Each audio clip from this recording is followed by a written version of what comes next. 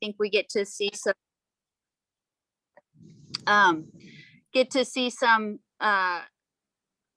you know, there's newspaper clips and articles and photographs, and it all sort of brings it to life in a way. And what I was thinking about was how grateful I am to the Lasardames and to everyone who had a role to play up into this moment in time, because I think really preserving history and planting these seeds, we do it in moments where we don't know what they will grow into. And as Vita said, that this museum basically started in a garage, and who could have foreseen, you know, the beauty it is now. And as we do our work day to day, it's sometimes difficult to imagine if we're going to have success, and undoubtedly we won't live to see some of the fruits of our labors. And so it's an act of faith, and it's an act of generosity, I think, for future generations, people who aren't even born yet, perhaps. And so I'm just so grateful for all of you, because I think just like the founders who came before us, we're all, you know, stepping in their footsteps and trying to mimic what they did, which is ensure that this institution and these collections will be available for decades and generations to come. So thank you all for being here, and just I'm so grateful for everyone who's participating, and the AAMLO staff in particular, who are doing this great work day in and day out. So thank you. Thank you, Jamie.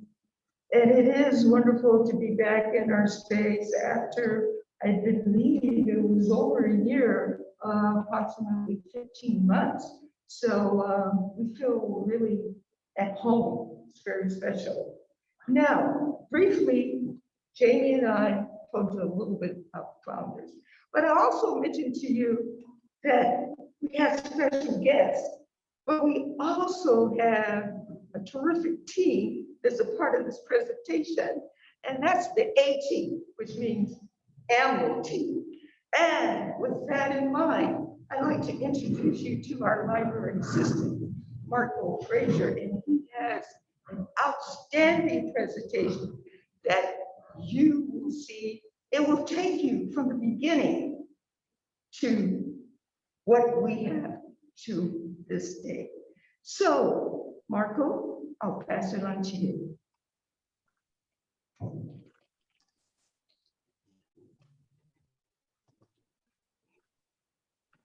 Hello, everyone, and welcome to the African American Museum and Library again. My name's Marco Frazier, library assistant, and I have a short presentation for you here on the history of the African American Museum and Library and our founders.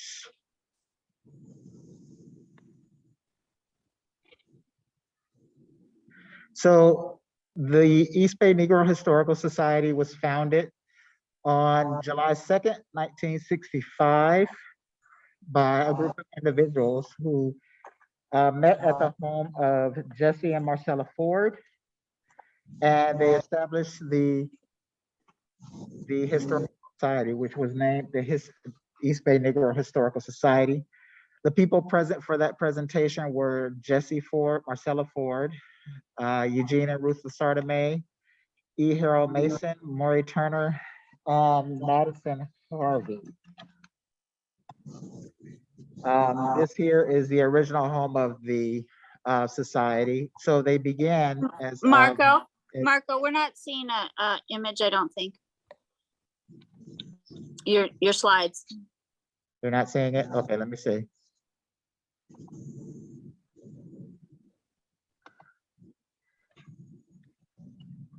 Let them know I'm going back in.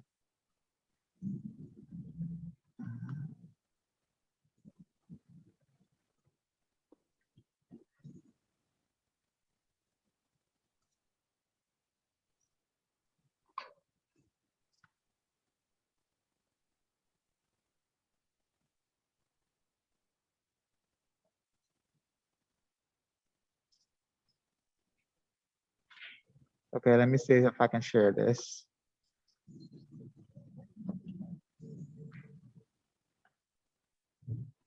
So, but that will take me to the virtual way. Yeah, I'm very has one here that is very special to us, of course.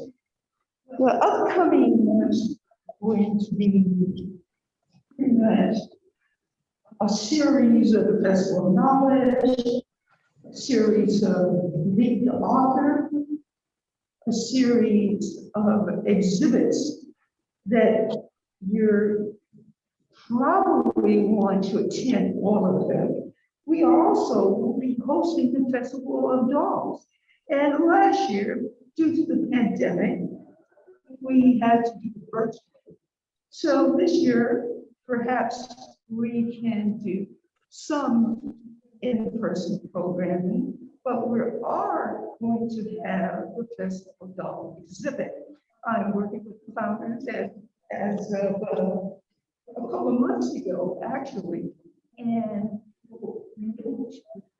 use some of the beautiful dolls created by AAMLO, who have been in Oakland since, I believe, 1958. So we have so many wonderful things that we went to.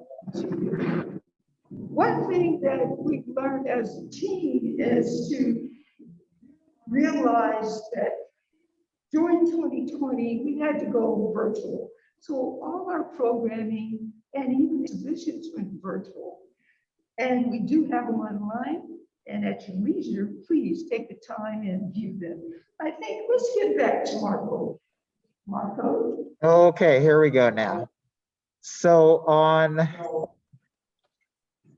July 2nd, 1965, as I said, a group of individuals met at the home of Jesse and Marcella Ford in Oakland, California, and they established what was called the East Bay Negro Historical Society. So on your screen, you'll see Jesse Ford, Marcella Ford going down a list. The Lasarda Mays, E. Harold Mason, Maury Turner, and also Madison Harvey. And again, this is the original home on 3651 Grove Street, which of course is now Martin Luther King Way. And in the storefront, to begin in 1946, a group of individuals had came together and they had been collecting all these papers in their homes. There's documents. So they had newspapers, photos, basically documenting African-American history here in the Bay Area. So eventually they all came together. And after the collection continued to grow and grow, they opened up this storefront so other people could actually see their collections and things that they had. And eventually that outgrew that spot. The mission of the society is basically similar to what it is now. The purpose was to collect, preserve, record, and disseminate information related to Black history with the emphasis on the West Coast and here in the Bay Area in Oakland. And as I said, that is pretty much the same mission that we have here today. So the museum here, the mission is to discover, preserve, interpret, share, and the historical experiences of African Americans in Northern California. This picture here is of the first class, Black history class that they actually had at the Historical Center in 1970. Eventually, as I say, they outgrew that spot and they ended up at Grove Street. And this is the storefront that they actually opened. And people could come in a few days a week. They were open for a few hours to see what they had on display. And over the years, more people showed interest in actually also donating their collections, and they eventually outgrew that space. So this is from open house on May 28th of 76. Eventually, as I say, they outgrew that spot and they ended up coming to an agreement with the Golden Gate Branch Library, and they took over the basement at that location, and they changed their name to the Northern California Center for Afro-American History and Life. This is Dr. Crochet, and actually in '83, he proposed moving the society to actually here to the Charles Green Library. So that was in 1983. And eventually in 1994, the Historical Center and the City of Oakland agreed to a merger, which created the African American Museum and Library. During that time in the 60s and the 70s, the East Bay Negro Historical Society was also recognized by different cities, as you see here, with proclamations from the City of Oakland and the City of Berkeley, and also from the City of Richmond. These documents are from our archives department. And this is a newspaper article basically about the society taking the message to the people. So they just didn't have their site that they were at, they would actually go out. They would go out to different locations for different events. They would go out to schools and actually teach Black history at those locations. So why create the society? This is a quote from Ruth Lasardame. She says, history is important because so many Blacks felt that they had nothing in common. They knew nothing of their accomplishments of the past and of their potential. And she says people were always happy to give things like pictures and other memorabilia stored from their attics. So that's how we got many of the collections and things that we have today. We have over 160 collections. Many of those collections are actually digitized, so you can actually view those collections online as well. And then you look, Jean Lasardame, I guess I get a lot of pleasure out of giving others information about Black life. And I especially like telling youngsters about the inventions of Black people. So that is just a short presentation of the history of the East Bay Negro Historical Society. And with that, I'm gonna turn this back over to Vita Silva. Thank you.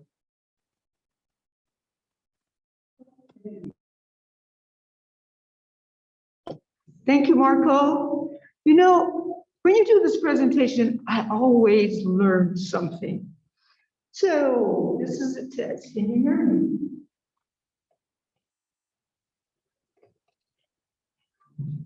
Now, let's talk about reflections.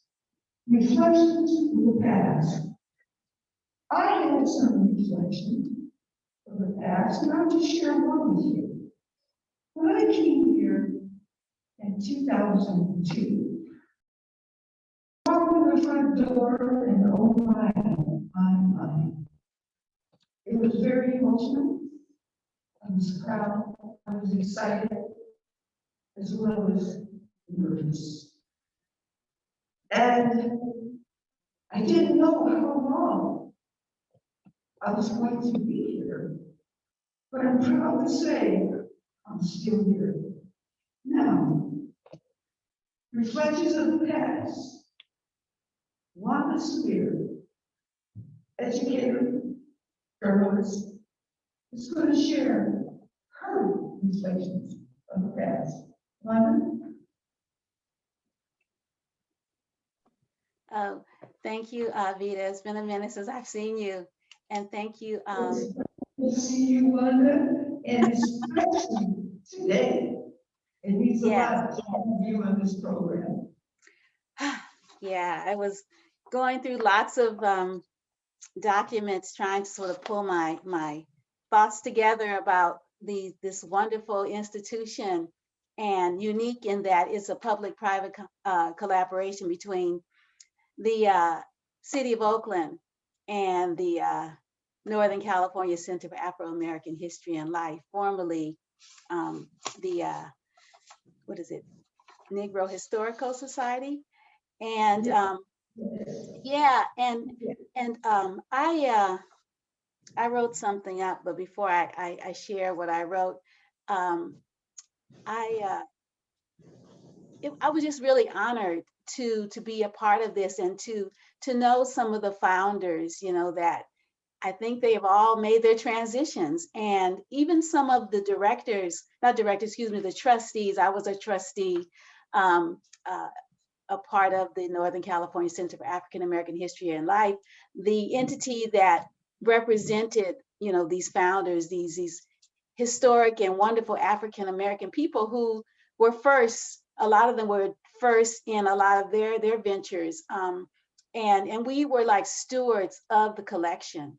And I just learned. Thank you so much, Jamie, for alerting me that that the Northern California Center for African American History and Life, its nonprofit status has been suspended. What happens every year, I guess you're supposed to check in with the Secretary of State and let them know that you're still around. And because most of the founders were elders, you know, that paperwork got lost. So what I am issuing a charge presently to everyone within the sound of my voice and those who are going to be watching this video later, that we need to reactivate the Northern California Center for African American History and Life, because it's institutions like this that you sort of carry the history. We don't want to be talking about this institution in the past tense, like, oh, it was so great. No, it is still great. So I just want to just issue that charge, and I'm a real public person, so you can find me. And you can also get in touch with AAMLO to find out how to get in touch with me so we can see what's going on and see how we can do that, you know, reactivate and make current the status of this wonderful institution. I came to know about the African American Museum and Library of Oakland when it was at Golden Gate Library. Veronica Lee was the archivist then for the collection, and Robert Haynes was the founding director. There was a section in the Golden Gate Library for the collection as meetings continued between the Negro Historical Society and the city of Oakland about the partnership. And, you know, ashe to Dr. Cruchet. I mean, he was really stalwart and like pushing and pushing and pushing and pushing and pushing. And that's the way you have to be, like, be really determined. And he was a great steward of this institution. I think the Green Library had been identified at that point, but it was closed at that time. And I don't know how many of you all are aware that the Green Library is the first Oakland public library. It is like the main library was at AAMLO, so it's really historic. And the Andrew Carnegie building, you know, there are lots of them in the city of Oakland, a lot of the libraries. It's, you know, it had been at that particular point, it was Oakland Head Start. That's what was living where AAMLO is presently. And I remember as a library commissioner putting on a hard hat and touring the facility with the chief architect, who was an African American. I don't know his name. Maybe one of you all might know it, but I thought, like, this is so cool. Anyway, Mr. Haynes, who also edited a really informative publication from the archives. And he also did really wonderful exhibits like Bittersweet Triumph, African Americans in World War II. And what I loved about the exhibitions that Mr. Haynes curated were the related programs where we were able to hear about from living historians. And I went on to do further documentation of World War II veterans and the maritime industry, especially Black women workers, for an oral history class while working on my first graduate degree 20 years ago at the University of San Francisco. So we moved from the basement of Golden Gate Library to this premier location near downtown Oakland. Fast forward to AAMLO opening, the art spectacular, the murals covering the Grecian art with the historic preservationists, which the historic preservationists will not let us touch. So we got this stuff that is not Black.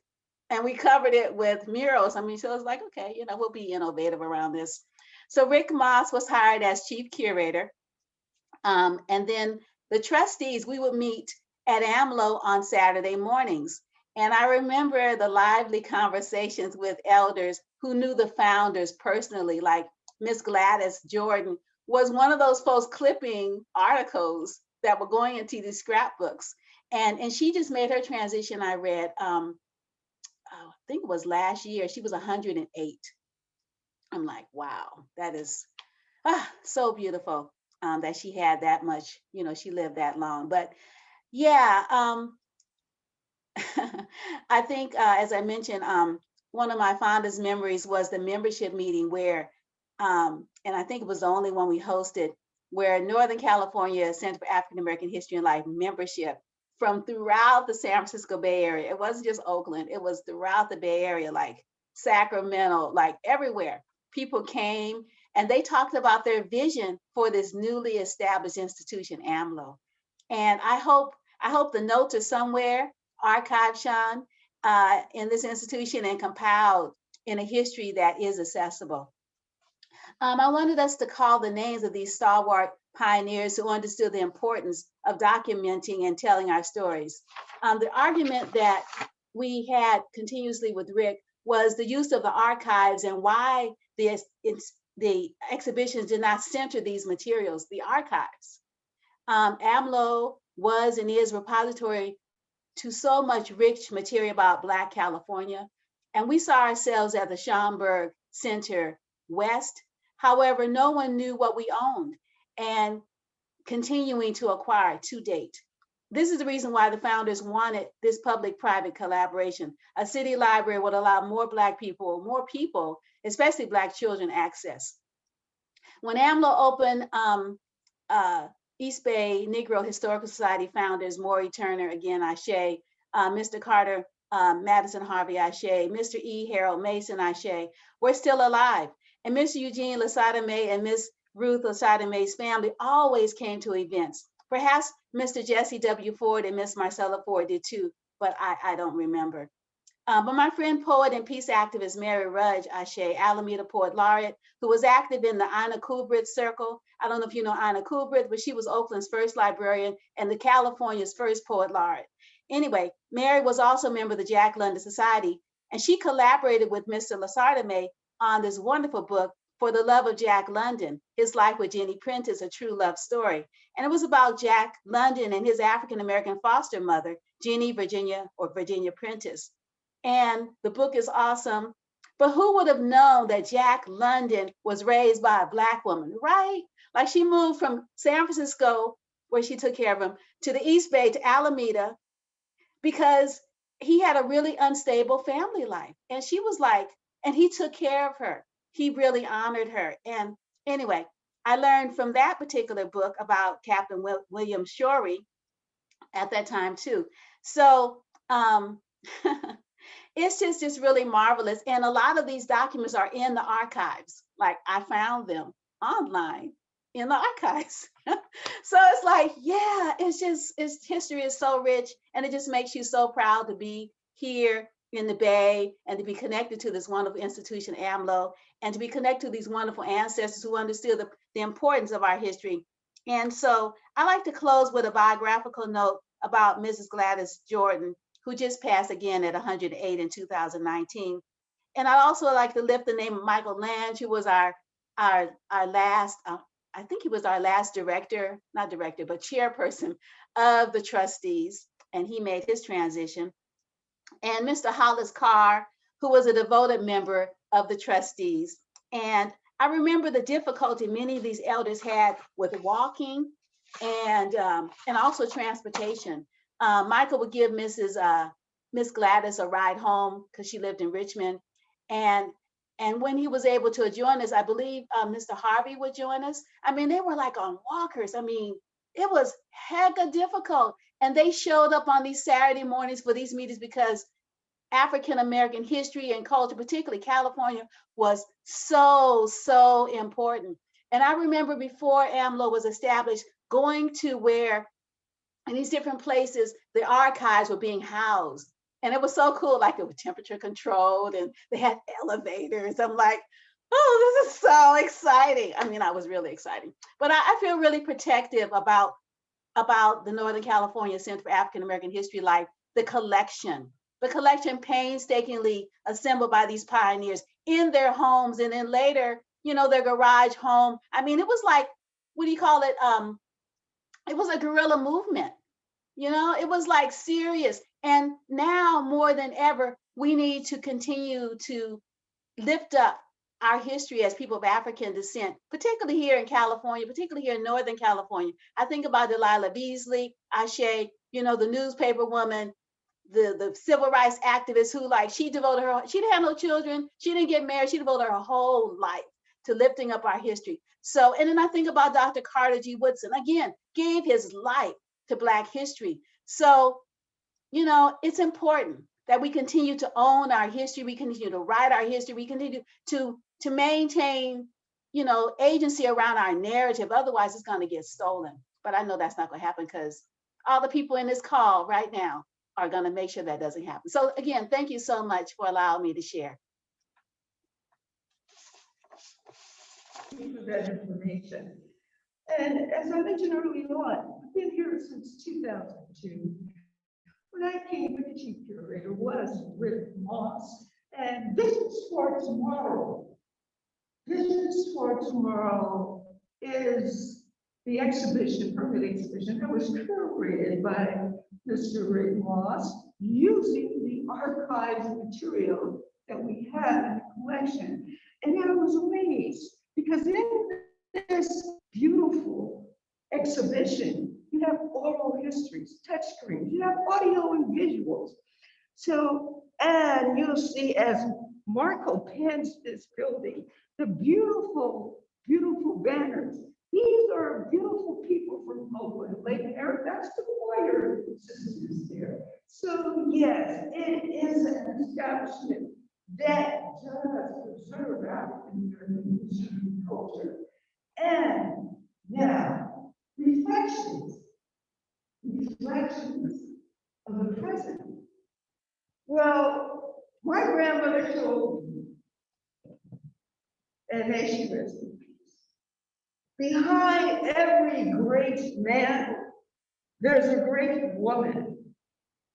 Well, today I'm saying, behind every great institution, there's a great support group. And we have that in place. Friends and stewards of AAMLO came together, and they had voices for the institution, voices for the city of Oakland. They have been our support group for quite a few years now, and we are thankful to them. They have actually hosted outstanding programming even through this pandemic that we're getting through. Now, as I mentioned, a great institution, a great support group. What does that mean? You have to have a great leader. So with that in mind, I'd like to introduce you to the president of the Friends Stewards of the African American Museum and Library, Claudia Nobel-Levingston. Claudia, Wow. how are you? I'm doing great. How are you, Vita? Oh, I'm doing fantastic. And you know, it's just a pleasure for you to be a part of this beautiful day, honoring our founders, honoring everything that has come together from 2002 to this real time. And I want to take this opportunity in front of everyone to tell you a job well done, Ms. Claudia. Wow. Thank you. The A-team, Volunteer Chief Curator, Jamie Turbak, and myself, we appreciate everything that the Friends and Stewards have done for this institution. Wow. Now, Ms. Claudia, you have the floor. Wow. Thank you so much. I am so feeling, I don't know, just I'm a bit overwhelmed, and I'm humbled at the same time, because A lot of the history that I'm learning today about AAMLO, I did not know, and to hear the different perspectives, and I could just feel like I was right there as they were gathering all the materials and understanding the importance and why we needed to collect, preserve our history and culture, because if they had not, look where we wouldn't be today, if you can imagine that, all that would have been lost. So I am grateful for the founders, and I am have sincere passion about following in the footsteps. We, as the Friends and Stewards of AAMLO, we are hoping that they are smiling upon us and blessing us as we continue on this path. And on behalf of the Friends and Stewards of AAMLO, I just want to take this opportunity to acknowledge and thank the founders of the East Bay Negro Historical Society, Eugene and Ruth Lasatame, and Jesse and Dr. Marcella Ford, for having the foresight to collect the oral histories and artifacts that documented the activities of African Americans in and around Oakland, the Bay Area, and California. In addition to the Lasatames and the Fords, I want to acknowledge E. Harold Mason, Maury Turner, Madison Harvey as the original founders. I can remember as a kid reading the comic strips of Maury Turner, and to know that they are in the archives at AAMLO, and those comic strips can be used as inspiration and as a resource for our up and coming comic strip writers or up and coming cartoonists or what have you. So I'm feeling, I don't know, I'm overwhelmed.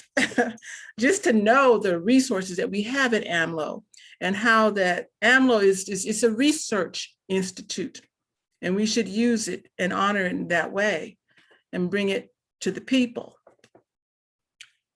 As we stand on the shoulders of the founders of the East Bay Negro Historical Society, the Northern California Center for the Afro-American History and Life, the African American Museum and Library at Oakland, we understand the importance of the mission to the discovery, preservation, interpretation, and sharing of historical and cultural experiences of African Americans in California and the West for present and future generations. As friends, stewards of AAMLO, in partnership with AAMLO, we create and establish pathways to lifelong learning to inspire, uplift, and educate our community about African American history and culture. We preserve our legacy and build intergenerational support from our community to promote literacy, culture, art, and scholarly learning. It's important that we reach back in order for us to go forward, Sankofa, if you will. Intergenerational connections are so important because our elders hold the stories, the history, which we should be at their feet and listening to those stories so that we can continue to pass on and uplift our people. On this day, Founders Day, we celebrate our history, our legacy. We are the thread that binds our connections to our ancestors. As we continue to move forward, we encourage each of our attendees today to get involved at AAMLO. Become a member of the Friends Stewards of AAMLO to support the legacy of the founders.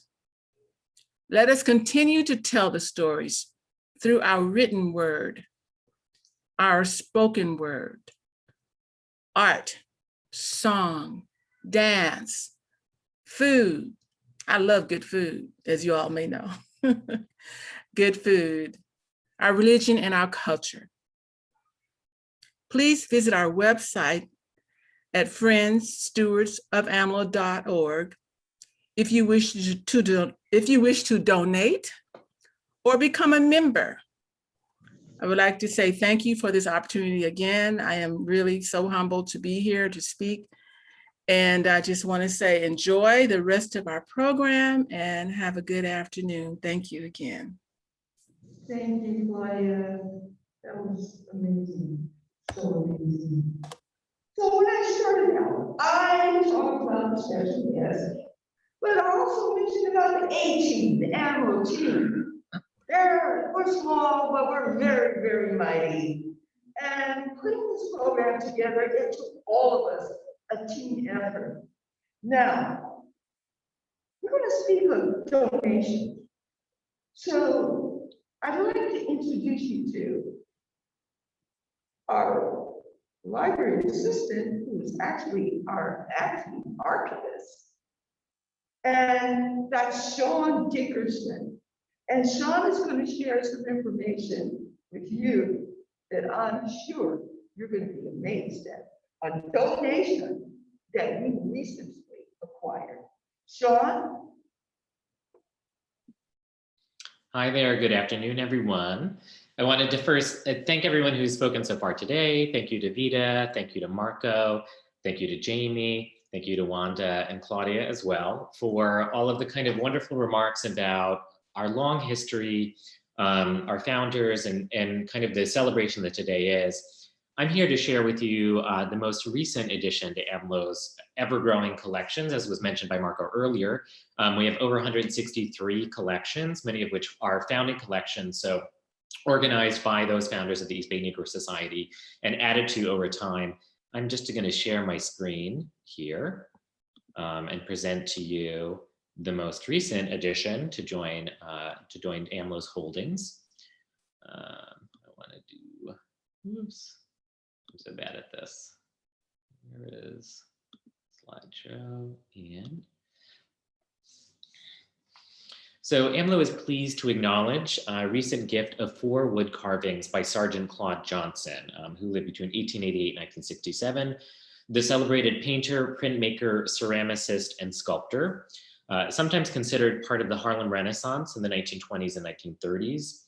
Johnson was among the earliest California-based African-American artists to receive wider recognition and inclusion in major touring exhibitions.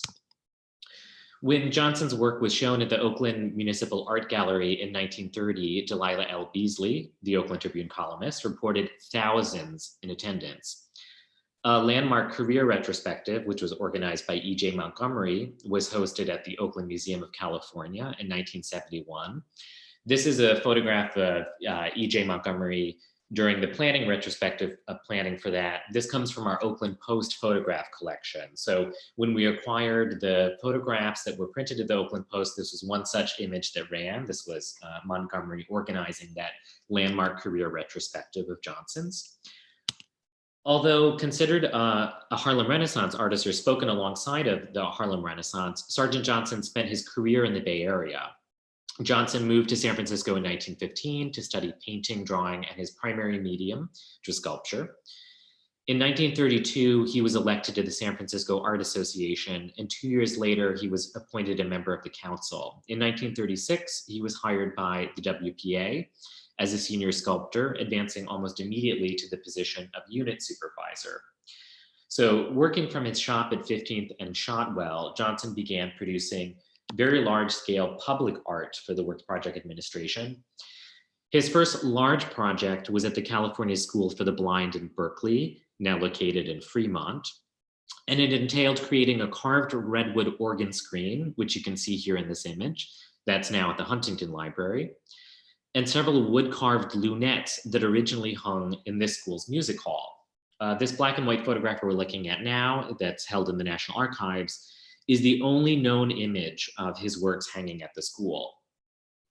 4 of these lunettes, which hung in the music hall, were gifted to AAMLO in December of 2020, and they depict scenes of flora and fauna in his signature abstract, figurative, and early modern style. One striking aspect of these screens worth highlighting is Johnson's use of the color of natural redwood, red paint, and gilding to give a heightened sense of depth in an otherwise relatively flat relief sculpture. In a short interview with the San Francisco Chronicle in 1935, Johnson explains the relevance of color in his work by saying, I quote, "I try to apply color without destroying the natural expression of sculpture, putting it on pure, in large masses, without breaking up the surfaces of the form. I am concerned with color as a technical problem, but also as a means of highlighting the racial character of my work." So AAMLO acknowledges the generosity of the donor in gifting these major early works by the artist. We are fortunate to have the ongoing support of the community, deeply grateful for the treasured gift to the museum's, this particular treasured gifts to the museum's collections, and all of the previous donations that have come together to form the strength of the collection that we hold today. I'll be dropping a link in the chat for folks to visit some of our digital collections so you can see what's been scanned and made available. There are primarily photographs, documents, newspapers, and moving image collections, audiovisual collections to share. I'll put those links in the chat so people who haven't gotten a chance to enjoy them online can do so. Thanks. Sean, thank you. Thank you. That was a great presentation. I didn't know that about the wood carving. So preserving them was very important. Now, since 2002, it has been, to my knowledge, I feel, a learning process for me. I don't see it. From 2002 to 2021. And in 2022, I would have been here 20 years. It's been an amazing journey. I have been so fortunate to work with two amazing curators. And one is Rick Moss, and now our current chief curator, Bamidele How Dimerson, about share the screen? who to be a lot like Rick Moss in a lot of ways. And one in particular, Bamidele came with the passion, It's the the children. concern to preserve not only AAMLO, but its culture, our culture, African American history. I may have I to work upstairs. closely with Bamidele, and I've learned a lot from him. And that's why I say I'm fortunate, because these two chief curators, even though they had different ideas, they did share the passion that is needed to move this institution into the 21st century and beyond. Bamidele has a lot of experience in all these departments that we have here, except one. And that's the City Living Library. However, he is a lover of plants. So behind every great institution, there has to be a great leader. And with that in mind, I'd like to introduce you to AAMLO's chief curator, Bamidele Dimerson. Bamidele, it's on you.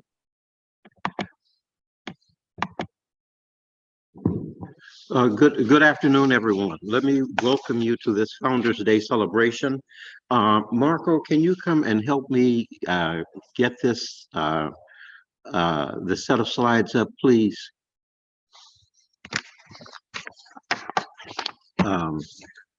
So let me start by stating that, as everyone knows, during the mid 1940s,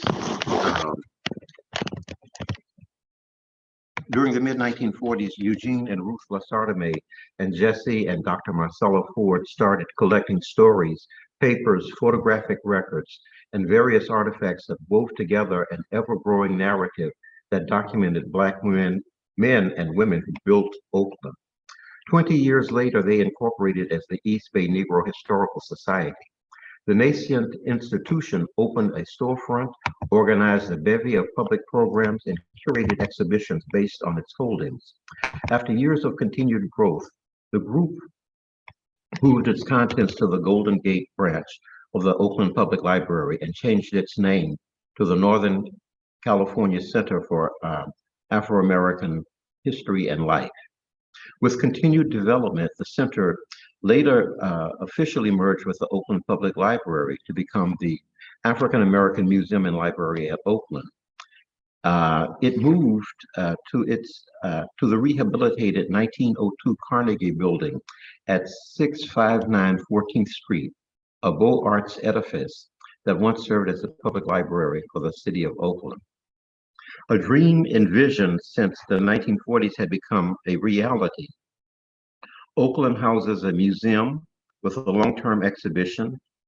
It houses changing galleries and a non-lending library and a seed library. And of course, a set of archives that includes more than 160 collections. Researchers from all over the globe consult the archives, a valuable resource to explore documents related to pioneers, prominent families, houses of worship, social organizations, and political associations active or once active in the Bay Area. Much of the collection is available with finding aids via the online Archives of California, the digital gateway Calisphere that provides access to collections in libraries, archives, and museums throughout the state of California. Investigative access to AAMLO's holdings is important, but how do we democratize access beyond the interest of the researcher? Like the founders in years past, AAMLO hosts exhibitions and a variety of public programs that have educational value. During the 2019-2020 fiscal year, AAMLO published a monthly calendar of offerings. For example, the November 2019 calendar, as well as others, carries the notice, quote, "The first shipment of Africans arrived in English-speaking North America at Jamestown, Virginia in August 1619. Programs at AAMLO from August 2019 to August 2020 are part of that observance of the 400-year span of African American history, culture, and aesthetic expression." The roster of offerings featured long-term exhibition Visions Toward Tomorrow. The African American community,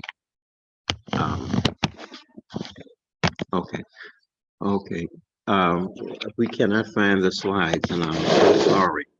So I will do this, I will read the text that I have here.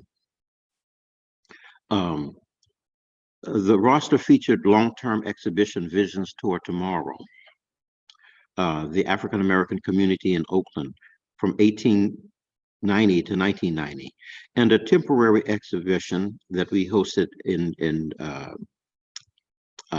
2019 was Ruth Beckford, a visionary woman, based on the paper she gifted to the archives. Other offerings grouped under the headings of perspectives included the American Black Beauty doll artists, their show and sale. But we also had a program called Revisiting Toni Morrison, and which focused on how Oakland artists, in this case poets, reflected on themes that are also found in the works of this great writer, Toni Morrison. And that month, we also had a discussion on the new film, Harriet, about the activists of an abolitionist on the eve of the Civil War. And of course, we had the story books that we selected for reading to the children. During the pandemic, we had to change our focus just a bit, and we still wanted to continue the program, but we did it online. We found books that could be that had already been recorded, so that adults would be reading to the children, but we also developed and published online lesson plans as well. And those lesson plans focused on vocabulary building, uh, uh, uh, recalling the story, and so extemporaneous speaking and answering questions relative to the stories um, that we selected. And it's important that we consult the California State Board of Education for elementary students in 3 areas: English language arts, history and social sciences, and visual arts. And in each of those areas, the stories were important. Now, in the wake of the pandemic, we had to revisit, rewrite, and resubmit a grant application to procure funding for a pilot study. And this is, how do we create children's books from the archives of AAMLO? A small sampling of 20th century heroic men and women would include, for example, Frances Mary Albright, um, who trained as a nurse, but also she was a human rights activist. And she's especially remembered for her threatened lawsuit and community pressure that persuaded Kaiser Shipyards to hire her, the first Black female welder. C.L. Dellums is known as a labor activist, but he's also best known as the organizer and leader of the Brotherhood of Sleeping Car Porters. He also grappled with the issues of police brutality and the deplorable conditions impacting Black agricultural workers. There we have the papers related to Ida Louise Jackson, an educator and philanthropist. She holds the distinction as the first African-American woman to teach in Oakland's public schools, and the first Black woman to teach in a California high school. Then Maury Turner, a cartoonist who created We Pals, was the first syndicated strip with a cast of ethnically diverse characters. In 1970, Turner also served as co-chairman of the White House Conference on Children and Youth. Ruth Beckford, we've already mentioned, a dancer and choreographer, performed with the legendary Katherine Dunham and directed the Ruth Beckford African Haitian Dance Company. She also created the free breakfast program, or she co-created the free breakfast program of the Black Panther Party. Then there is Benjamin V. Williams, a reporter for print and broadcast journalism who gained award-winning distinction with the CBS affiliate, KPIX. He was the first African-American television news reporter in Northern California. There are many other persons that are important as well, but we hope to at least start with these 8 men and women and create a set of children's books that are based on our archives. But what do we have to do to make sure that this goes off, that we're able to do this seamlessly? We need to secure funding, that is writing and submitting grant applications to secure these funds. We need to convene discrete focus groups so that we can see what excites children the most. And we need to have groups of teachers, school-age children, and community stakeholders as well. We need to focus on a limited number of books. I stated 8, but perhaps the more reasonable number as a pilot study would be 2, on 1 male and 1 female. Then we need to establish a workshop for the writers and illustrators. And so that to those who are not familiar with using our archives, so that they will become familiar with doing so. And how do we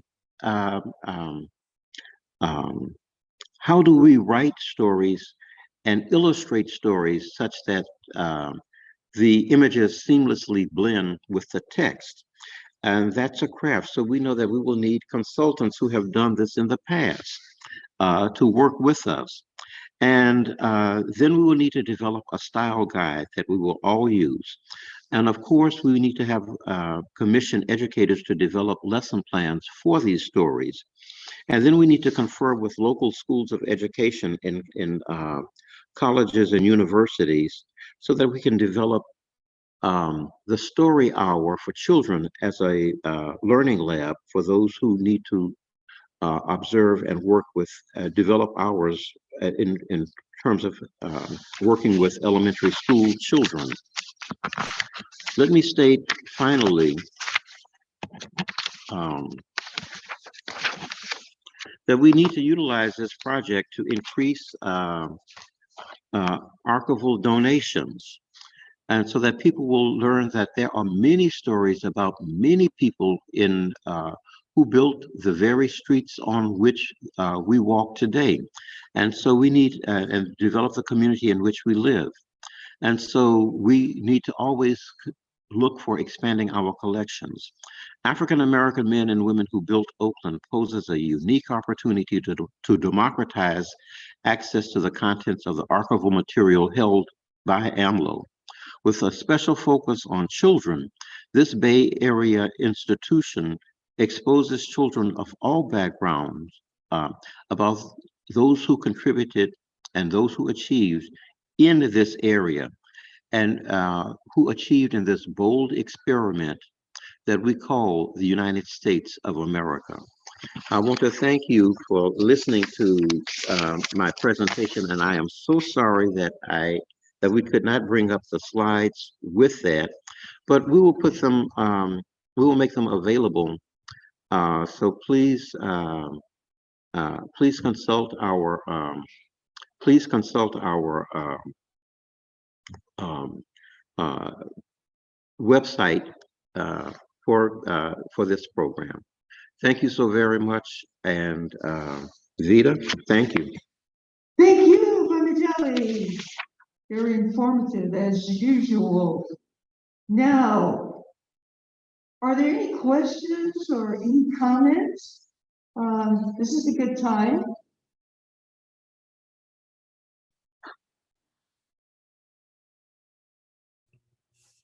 So as we walk the perimeter of AAMLO, you'll see I have a question, beautiful Vita. murals here. Vita, Yes. this is Cynthia Rose here. How are you? Hello. Hello. I have a question, and it's for Wanda. She was talking about reactivating something so that the museums could stay in good stead with the state, etc. Is there information on that that she could provide, you could provide, or how do we go about supporting that effort? Well, the comment had to do with the Northern California Center for Afro-American History and Life, Ms. Rose, and that is the organization that collaborated with the city of Oakland to establish AAMLO. And so the private part of that collaboration is no longer in effect because it doesn't exist at present time. The status has been suspended. So what we need to do is find out from the Secretary of State Franchise Board what the problem is. It's probably money, and pay the money, establish the name again, and then we'll be back in business as a collaborator with the city of Oakland, because the collection belonged, the founders did not give the collection to AAMLO, to the city of Oakland. The founders loaned the collection. And so it was so that it could be a collaborative relationship. And so that was what I mentioned. That's what I meant.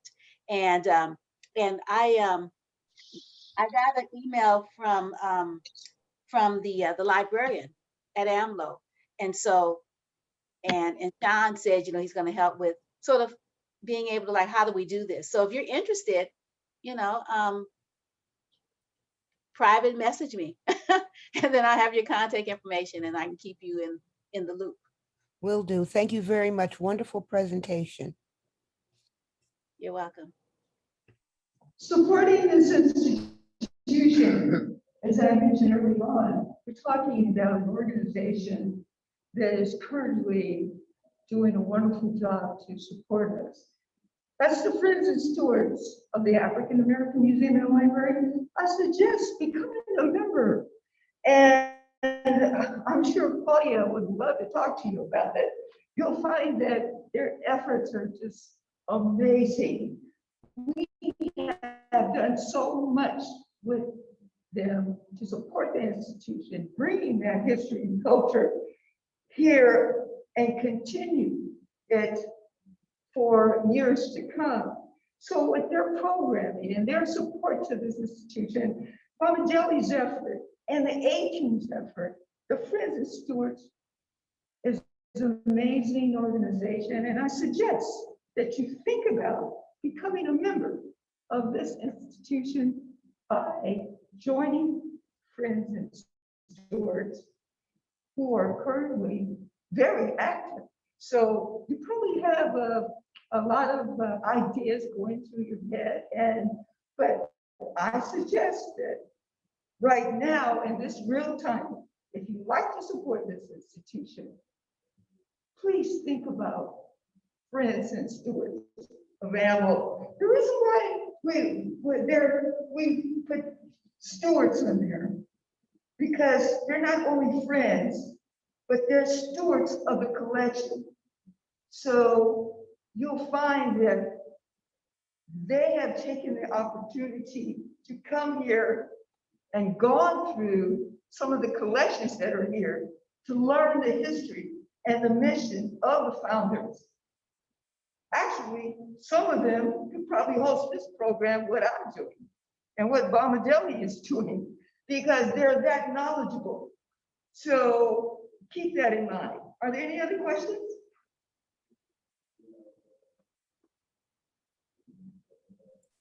I don't have a Okay, question. I don't have a question, Vida. As This is, we, oh, Vida, can you hear me? Uh-oh, I guess you can't hear me. yes, This is Claudia. I just want to say this has been a very amazing, condensed program. And I'm so honored to be a part of today's program. And we are just open to learning more about what's in the archives and bringing it forward and making it relevant to our youth, because our youth are the next generations to carry forward the idea that the founders set in place. And that's what we're about, connecting the dots, connecting the pieces, the fabric that binds us together, that thread. And I just want to say thank you again for honoring the founders. And I can't wait till we get to be there. Even though AAMLO's open, some people are kind of hesitant about coming, but I can't wait till we get back to almost normalcy at AAMLO. And we are here to support in whatever is necessary to keep AAMLO going strong for present and for also website. I did put in the link, I put in the chat, our website for those of you who are interested in learning more about the Friends and Stewards and becoming a member or donating. Thank you. Thank you. Now, when you're in the area, thank you, Claudia. When you're in the area, come by and visit us. We have a short-term exhibition on the founders. And what was really very interesting for me, I did recall when I first came here that I had some footage somewhere on the building, the repairs of AAMLO. And it is, to my great surprise, that going through it the last 2 weeks, and Bonadeli was very flexible with me because there was a lot of footage and documentations I had to go through for the collection. But I found a DVD on the repairs of AAMLO after the earthquake in 1989. So when you come visit AAMLO, the short-term exhibit will be up for a while. You will be able to view that audio and see some of the beautiful work, because you see it now. I saw it when Visions Toward Tomorrow was here. I saw it when the murals of the African Americans that you see in the murals over the staircase, that was not here when I came. The banners on the exterior of the building were not here when I was here. So seeing it come from, and perhaps you can see some of the footage. It might be a little dark. I'm gonna have Marco follow me. But I'd like for you, if you're in the area, feel free to visit us and view this amazing video that I found in my collection. And it even starts with the roof of the building, how it was gutted out to restore it. And everyone that comes in now thinks that, oh my goodness, it's so beautiful. Yes, but they had no knowledge of what it looks like before. And as you can see now, there was a lot of construction, and the refurbishing took a lot of money to do. And we are so proud. AAMLO has been through a lot as far as getting the collection together, also the exhibitions. The exhibitions here, we generally take it from the archives collection. And because of the previous donations and current donations, we are going to continue to do exhibitions. That photo now, maybe you can see it now, that's the way AAMLO looked before. And this upstairs where we are was actually the library. So once again, the construction is with the earthquake, a lot of damage, but also I want you to keep in mind in 1906, there was a huge earthquake, pretty much makes sense. So, however, AAMLO being built in 1902 did not even suffer minor damage in 1906, but AAMLO was not that lucky for 1989 earthquake, and we did suffer a lot of damages here.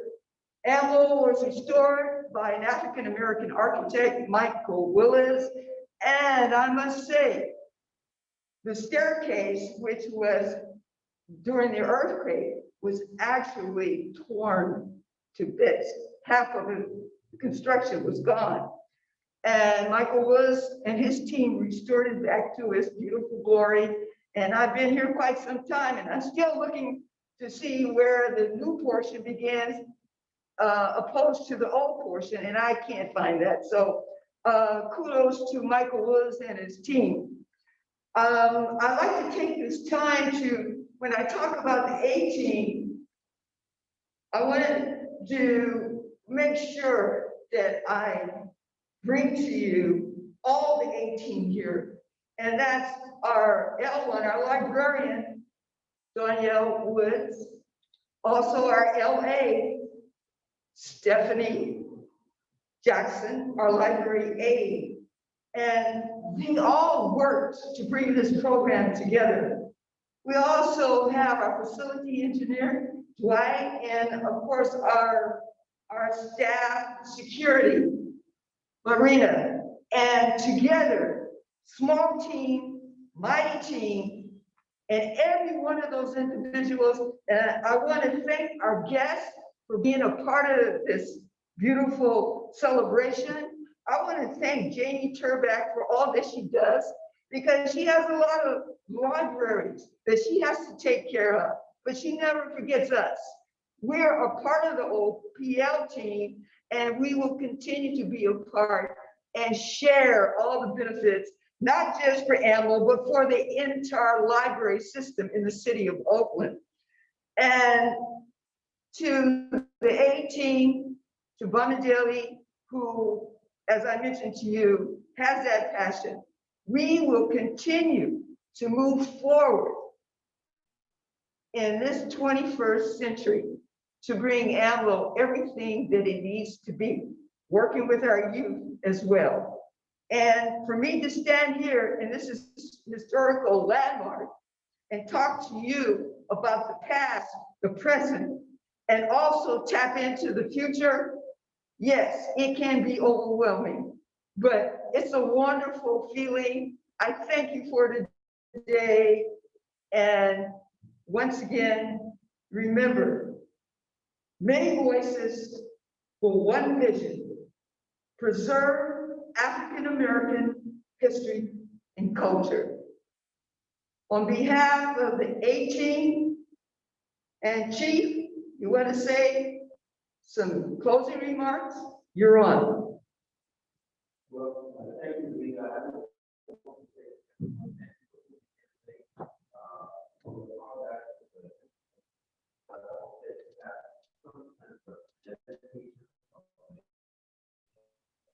He's muted.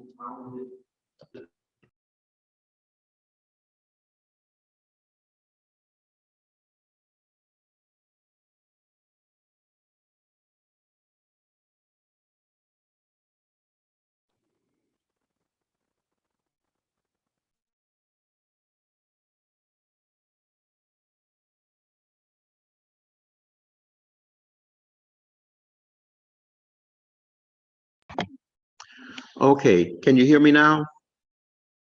Let me say thank you so very much for everyone tuning in today.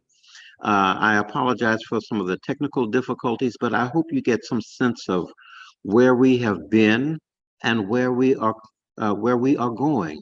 AMLO must continue to grow and develop, and we can only do that with all of you. In fact, there is an old African proverb, I can't tell you from which ethnic group, but it states, many hands make the work light. And so we need the many hands of everyone in moving this institution forward, and the various missions that are various initiatives that are necessary to keep us growing, developing, and keeping us vibrant. And so I want to say thank you, and until the next time, we'll see you later. Thank you everyone. Enjoy the rest of your Saturday, and thank you for sharing some of your day with us. Thank you everyone. It's been wonderful.